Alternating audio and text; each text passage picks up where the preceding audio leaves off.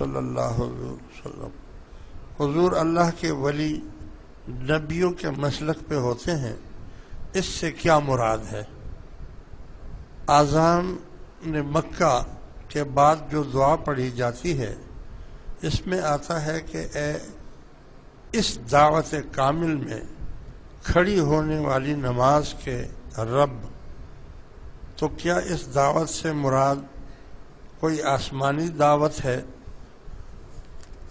اور یہ دوسرا پرچہ بھی کسی اور کا ہے میرا خیال ہے، تو اس میں تو خیر وہ وضاحت لمبی ہو جائے گی، لیکن انہوں نے یہ لکھا ہے کہ دوسرا سبق جو لطائف والا وضاحت کے ساتھ بتائیں کہ اس میں تصور اور فکر کیا کرنا چاہیے۔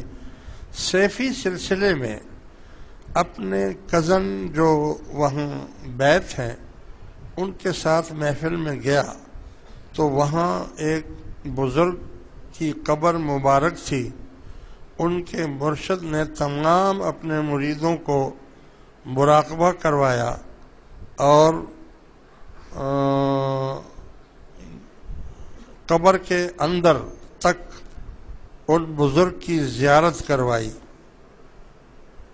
پر ہمارے ہاں اور دوسرے سلسلوں میں بھی میں نے ایسا نہیں دیکھا۔ یہ بات ٹھیک ہے، ایسا کرنا ٹھیک ہے، اور یہ چیز انہوں نے اپنے مریدوں کو بھی دی ہوئی ہے۔ یہ تو مسئلہ بہت وضاحت طلب ہے، کریں گے اس کو، لیکن وہ بزرگ ہیں، اللہ ان کو سلامت رکھے، اور سلسلے والوں کو جو بھی ہیں جیسے بھی ہیں، ہم کسی پر تنقید تو نہیں کریں گے، کیونکہ ہر سلسلے کا اپنا اپنا ایک طریقہ کار ہوتا ہے، لیکن اتنا ضرور بتا دیتے ہیں کہ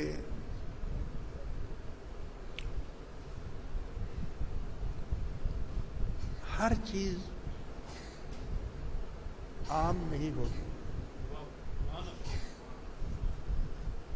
عام چیز نہیں ہوتی، بعض اس طریقت کے ایسے اسباق اور ایسے روحانی فیض ہیں اور ایسے درجات اور منزلیں ہیں کہ وہ ہر ایک کے لیے نہیں ہے۔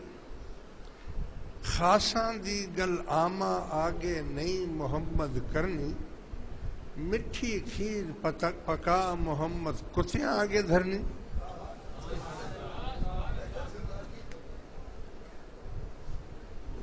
یہ اس قسم کی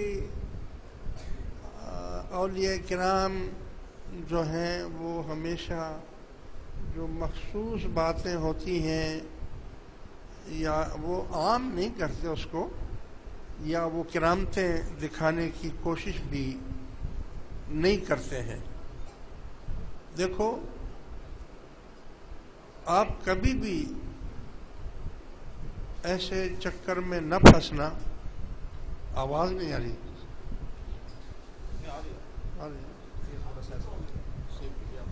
صحیح۔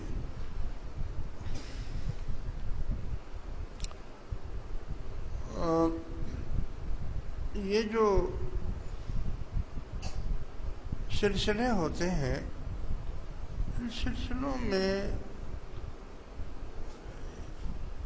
سب سے عیب والی چیز جو سمجھا جاتا ہے وہ ولیوں کے مذہب میں کرامت دکھانے کو ایسا سمجھتے ہیں جیسے کہ عورت اپنے حیض کے کپڑے کو چھپاتی ہے، یعنی کوشش اس کی یہی ہوتی ہے کہ وہ کسی کو نظر نہ آئے۔ تو ایک تو جو کامل اللہ کے ولی ہیں وہ کبھی بھی آپ کو کرامتیں نہیں دکھائیں گے، کیونکہ کرامت سے بڑھ کر استقامت ہے۔ کرامت کوئی چیز نہیں ہے، استقامت بڑی چیز ہے، اور استقامت جو ہے وہ آپ یہ نہ دیکھیں کہ اس نے مجھے کرامت نہیں دکھائی. اگر وہ شریعت پر مکمل طور پر پابند ہے، متقی ہے، پرہیزگار ہے،